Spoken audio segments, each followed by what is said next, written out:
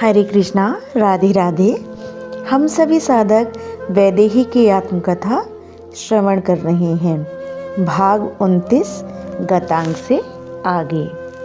मैं वैदेही, वो कोहबर, उस कोहबर में छनकती मेरी पायल, मेरी कंगना, मेरी केश राशि जो उलझ गई, मेरे आभूषण जो अभी तक मेरी शोभा बने हुए थे, पर इस कोहबर में आते ही मुझे बाहर से प्रतीत होने लगे थे। प्रेम ही है जो आत्मा के अनुकूल है। नहीं नहीं, प्रेम ही आत्मा है। ओह, और मेरी आत्मा तो मेरे श्री रघुनंदन ही है, यानी श्री रघुनंदन ही प्रेम है। पर कोहबर कुंज में मेरे मुख को अपनी हथेलियों में लेकर मेरे प्राण सर्वस्व ने कहा था, सीते तुम ही मेरी आत्मा हो। उफ, उनकी सांसें मेरी सांसों में कब मिल गई थी। उस कोहबर में मुझे पता ही नहीं चला उनकी सांसें चल रही हैं या मेरी, मुझे कुछ नहीं पता था। मेरे आभूषण भार बन गए थे मेरे लिए। मेरे प्रियतम ने समझ लिया उन भार से, कब मेरे इस देह को मुक्त किया मुझे पता ही नहीं चला। पर अब तो मेरी कंचुकी भी भार लगने लगी थी। उफ, कंचुकी से जैसे तैसे छुटकारा मिला और मेरे प्रियतम रघुनंदन ने मुझे प्रगाढ़ आलिंगन में जब भर लिया, तब ओह, अब तो ये तेज तेज चलती सांसें भी भार लगने लगी थी। पर कोहबर की इतनी ही बात नहीं है, ये शरीर भी तो भार लगने लगा था। अब ये शरीर का भेद भी मिट जाए। रसिक शेखर ने मेरी भावना समझी और दो शरीर का भेद ही मिटा दिया। कोहबर में अब हमें प्रवेश करने दिया था सखियों ने।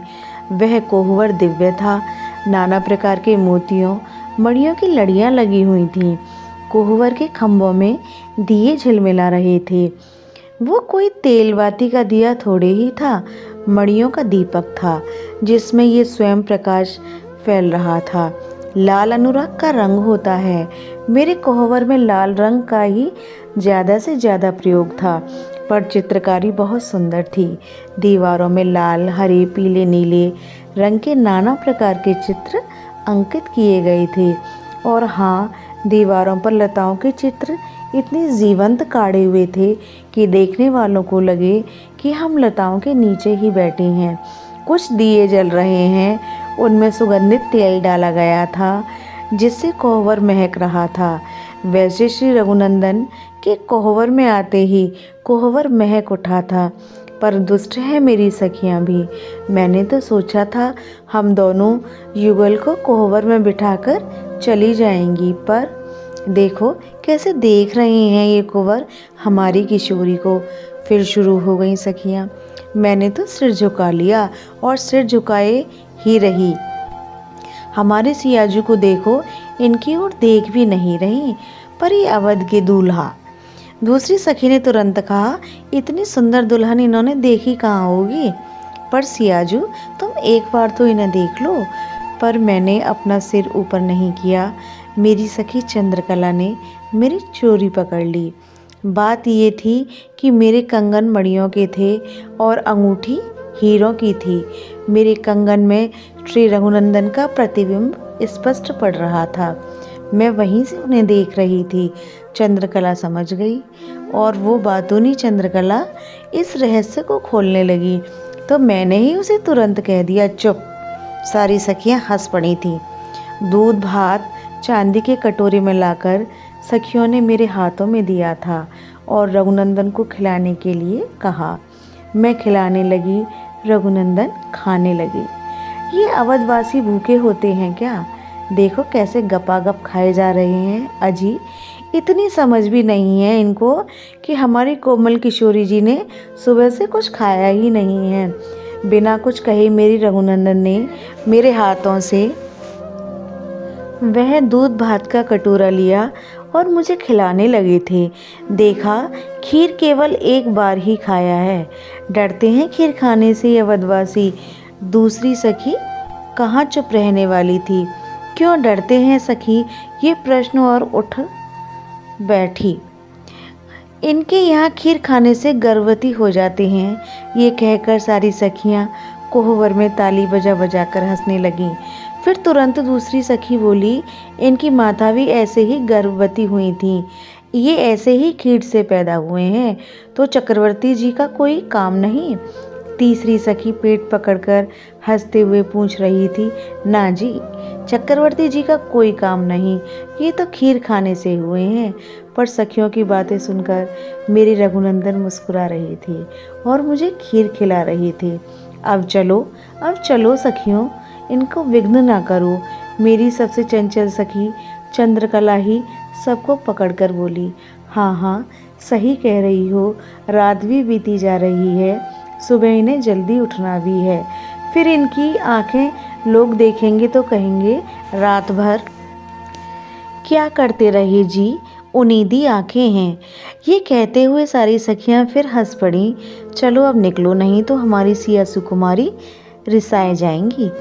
सब जाने लगी। मैंने लंबी सांस ली, राहत की। पर सियाजू, एक विधि तो अंतिम रह ही गई। चंद्रकला फिर बाहर से आई। अब कौन सी विधि रह गई है? मुझे हंसी आई। ये बात मेरे श्री रघुनंदन बोले थे। सारी विवाह की विधि तो हो गई ना, बड़ी जल्दी मिलने की पड़ी है, मिल लेना, पूरी रात बाकी है। अब तुम्हारी ही है हमारी ये बहन सिया सुकुमारी। मुझे हंसी आ रही है, मैं अंदर ही अंदर हंसे जा रही थी। विधि रह गई है अब अंतिम, और इस विवाह विधि का नाम है बाती जुड़ावन। ये कहते हुए चंद्रकला एक थाल में 2 बाती जलाकर मंगवाती है। हे दूल्हा कुंवर, अब इन 2 बातियों को एक करके आप दोनों एक हो, इस बात को प्रमाणित कर दो। चंद्रकला ने श्री रघुनंदन से कहा। नेक क्या दोगी सखी?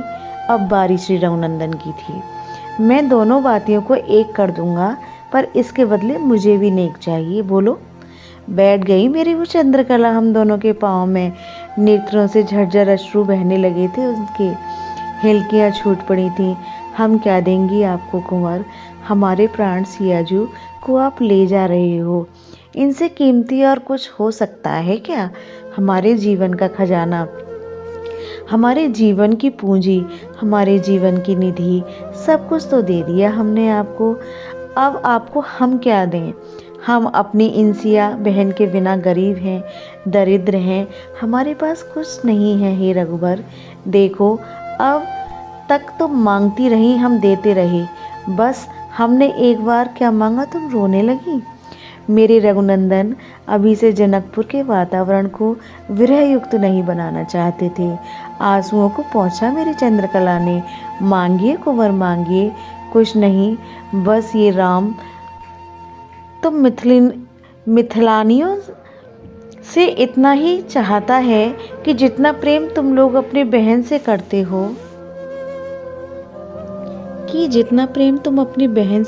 हो, उस प्रेम का 10वां हिस्सा इस राम से भी कर लेना। ओह, कितनी प्रेमपूर्ण बात कही थी मेरी सखियों से मेरे प्राणेश ने। फिर प्रेम के अश्रु छलक पड़े थे मेरी चंद्रकला की अखियों से। हे कुंवर, कैसी बात कह दी आपने। सिया हमारी प्राण हैं, तो हे कुंवर, आप उन प्राणों के भी प्राण हो। फिर आपने कैसे कह दिया कि 10वें हिस्से का प्रेम मुझे देना? अरे प्यारे कुंवर, 10वें हिस्से का प्रेम नहीं, बल्कि सियाजू से जितना प्रेम करती हैं उससे ज़्यादा ही करेंगी, क्योंकि हमारी सिया जी के आप प्राण हो। अब हम भी कुछ मांगे। सारी मेरी 8 सखियां हाथ जोड़कर खड़ी हो गई थी मेरी रघुनंदन के आगे। हाँ हाँ, मांगो, क्या चाहिए? सबके नेत्रों से गंगा जमुना बहने लगे थे। मांगो ना, मेरे रघुनंदन बोले जा रहे थे, मांगो ना। पर भावातिरेक के कारण कंठ अवरुद्ध हो गए थे मेरी सखियों के। क्या चाहिए, बोलो। फिर कहा रघुनंदन ने रुधे कंठ से। सब यही बोली, या मिथिले मैं तू रही जइयो, या अपने संग ले होना। यही रहो ना कुंवर हमारी किशोरी के साथ, सदैव यही रहो ना। ऐसे ही हमें नैन भर देखने को मिले आप दोनों की छवि। हे पहुना, अब मिथिले में रहो ना। यह प्रसंग अब यही विश्राम लेता है। हरे कृष्णा। राधे राधे।